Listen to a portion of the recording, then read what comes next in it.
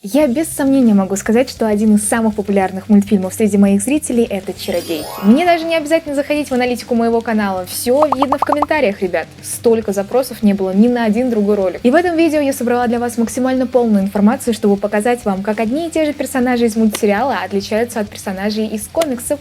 Присаживайтесь поудобнее, будет невероятно интересно. Надеюсь, вы уже взяли чаечек и налили вкусняшки. Ну а с вами, как всегда, я, Оля, но ты можешь называть меня Уна Фата, что означает...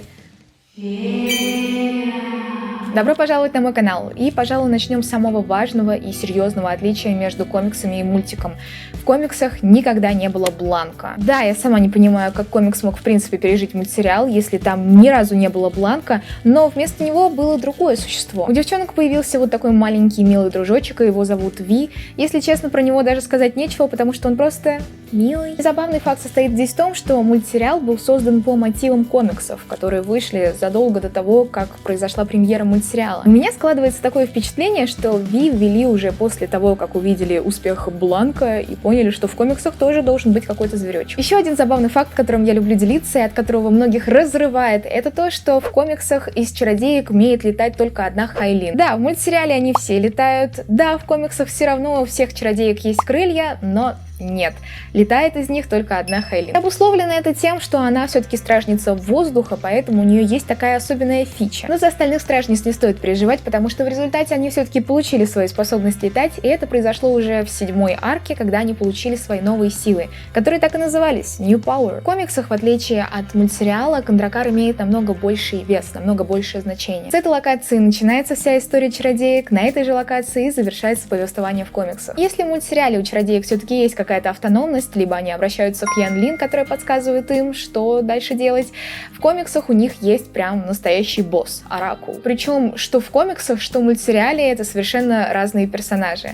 Вот так выглядит Оракул в комиксах и вот так в мультсериале. Такой же чувак встречался и в мультсериале, выглядел он так, и звали его там Старейшина. Но все-таки в комиксах он имеет намного более высокий статус, так как там, по сути, чародейки несут службу перед Кондракаром, и в частности перед Оракулом. Ну а сама Ян Лин, которую я уже упомянула, в комиксах довольно быстро уходит после того, как отдала сердце Кондракара Вил, и ее душа была призвана для продолжения службы в Кондракаре. Кондракар, кстати говоря, тоже сам выглядит немножечко иначе. Если в мультсериале он более такой сказочный и розовый, в комиксах это более такое серьезное, буквально государственное здание, только в облаках. В комиксах зачастую Меридиан называют Метамуром или Метамиром. Но лично у меня сложилось впечатление, что Метамур — это немножечко шире, чем только Меридиан, так как в самом комиксе также упоминается и Меридиан как некоторая локация. Среди меридианцев в мультсериале мы видели как более обычных людей, более привычных для нас внешности, так и людей-полумонстров. А вот в комиксах 100% меридианцы — это прям настоящие монстры.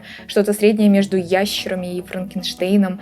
Даже не знаю, как это описать. В общем, Ваток — самый яркий представитель этого населения. Замок Фобоса в мультсериале — это буквально город внутри города. Там были и заключенные, и множество слуг, и сам Фобос, и также проживала там его сестра вместе с Седриком. В комиксах Фобос максимально изолировался от всего мира в своем замке, и среди слуг там были только Седрик и садовник. Бедный одинокий садовник. Я должна вам признаться, мне никогда не нравилась Элион, особенно в мультсериале. Мне всегда она казалась слишком наивной, какой-то инфантильной. Такая девчонка, которая действительно мечтала о своем замке, стать принцессой. Как только ей выпала такая возможность, она безрассудно поверила первому встречному чуваку и побежала за ним в другой мир. Она до последнего верила, что ей говорят едва ли знакомые мужики. В комиксах она все-таки более рассудительная. Она взвешивает все за и против обеих сторон кризиса на Меридиане, хоть до последнего, и верит в то, что ей говорит Седрик. И по сути, если бы она не поверила в нужный момент Калибу и чародейкам, она бы погибла уже даже до конца первой арки. И в то время как в мультсериале она является сердцем Меридиана, в комиксах она свет Меридиана, мощнейшая сила, которой обладают только законные правительницы этого мира. Да, вы услышали все верно, в комиксах напрямую говорят о том, что правительницей Меридиана может стать исключительно женщина. И, в принципе, все повествование пронизано идеями женской силы и дружбы, так что если вам эти темы близки, я думаю, комиксы вам точно зайдут. Сам Фобос в комиксах более загадочный и какой-то закрытый, нежели чем в мультсериале. Максимум, с кем он общается, это Седрик и его цветы-шептуны. Все. Блин, а я сейчас задумалась. А вдруг дело в том, что он вот хотел захватить власть, но он никак не мог, потому что Меридиане только правительница может быть, и он все это время ждал, когда ученые изобретут способ его сделать ею. Как Свет определяет, женщина ты или мужчина? Сериальному Фобусу очень не нравилось, когда его прекрасное королевство покидали повстанцы или просто обычные жители и убегали от него на землю. В комиксах это была основная тактика злодея, открывая порталы между землей и Меридианом и перегоняя через них множество народу, он хотел перегрузить завесу, чтобы в результате она пала. Похоже, у чувака все настолько плохо, что в конце 4-й арки он прыгает в бесконечную бездну под Кондракаром, чтобы просто чародейки не поймали его еще раз и не упекли в тюрьму. Седрик из комиксов — это намного менее самостоятельные герои, чем мы видели в мультсериалах. Конец 2-го сезона в рамках комиксов совершенно невозможен, потому что по сути это как совершенно два разных противоположных героя. Если в мультсериале у Седрика была своя собственная армия, он мог приходить к Фобусу и давать ему какие-то советы, возможно даже действовать самостоятельно. В комиксах это был скорее просто подручный, над которым было иногда приятно издеваться. И перевоплощался в змея он не так часто, как в мультсериале, но зато смотрите, какую офигенную хрень он превратился в конце 1-й арки, чтобы победить чародеек. Жалко, что ему это не особо помогло. Но в будущем у него будет одна интересная любовная история с одной из чародеек. Если вам все-таки до сих пор интересно узнать об этом, пожалуйста, поставьте много-много лайков и, может быть, даже напишите в комментариях, потому что мне очень нужен пинок под зад, чтобы я наконец-то сделала это видео. Единственный друг и соратник Седрика в комиксах, если его так можно назвать, это Ватак. И если в мультсериале Ватак изначально был на стороне повстанцев и играл роль лояльного слуги Фобуса, то в комиксах он постепенно пришел к тому, что надо переходить на сторону повстанцев. Кстати говоря, еще один мятежник, Олдерн, появился только в мультсериале. В комиксах его так и не было, так что это оригинальный персонаж из мультсериала. Теперь, пожалуй, перенесемся на Землю. Мы все знаем, что по сути объединение чародеек стало возможным за счет того, что Вилл вместе с матерью перебралась в Хиттерфилд. В мультсериале об этом не говорится, но вот в комиксах рассказывается о реальных причинах того, почему Вилл вместе с матерью переехали в другой город. Оказывается, Сьюзен буквально бежала от своего бывшего мужа, отца Вилл, Томаса, и в принципе в комиксе он раскрывается как не очень честный и приятный человек. Сама Вилл в комиксах раскрывается как очень неуверенная в себе девочка-подросток. Она сомневается в себе в плане ее внешности и повадок, она сомневается в себе как хранительница сердца Кондракара, и в этом заключается основная драма этого персонажа. Ну и, конечно, постоянные конфликты с матерью, которые на самом деле имеют место быть в комиксах. И я была немножечко в шоке, когда узнала, насколько Сьюзен эгоистичная, что ли, в плане... Если бы я была на месте Сьюзен, я бы, наверное, так себя не повела. В отличие от мультсериальной Корнелии, дурочки, блондиночки, красоточки, в комиксах ее раскрывают скорее как серьезную, взрослую девушку, которая занимается спортом, и в целом она выглядит какой-то более зрелой на фоне всех остальных чародеев. Да, она следит за собой, да, она стильно одевается, но в то же время почему-то в комиксах больше хочется назвать модницей либо Тарани, либо Ирм. Ее любовь к Калибу — это не просто влюбленность в красивого, накачанного парня из другого мира.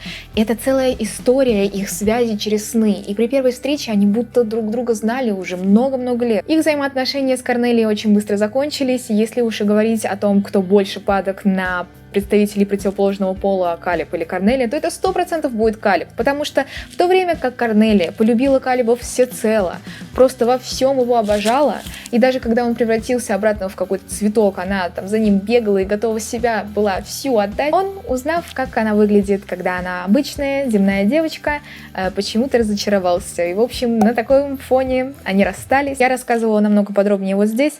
Посмотрите, проследитесь вместе со мной.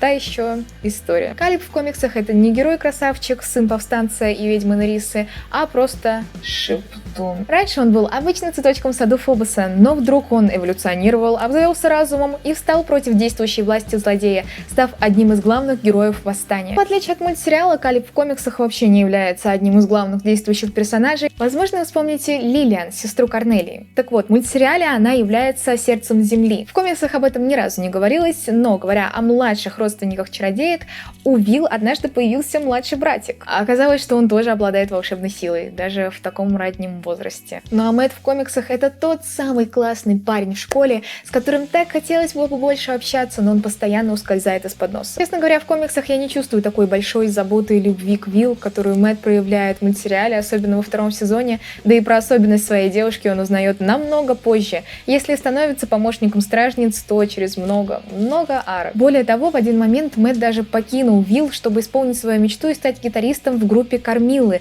самой знаменитой певицы во вселенной чародеек, как мне кажется. Но в результате все-таки парень вернулся в Хиттерфилд. Мэтт в комиксах в Шегана так и не перевоплощался, им стал какой-то рандомный чувак, который однажды встретился на Риссе, и как только ведьму победили, Шеган тоже исчез. Также не было и большого злобного мистера Хагглса, да и в целом Белочка Вилл в комиксах особо долго после победы над Нериссой не прожила. Тарани в комиксах тоже кажется намного более интересной персоной, чем просто девочкой-умницей, которая день и ночь сидит за книгами и всеми силами пытается изменить мнение других о себе. На деле она является очень увлекающимся и разносторонним человеком, и кроме учебы она обожает фотографии и неожиданно танцы.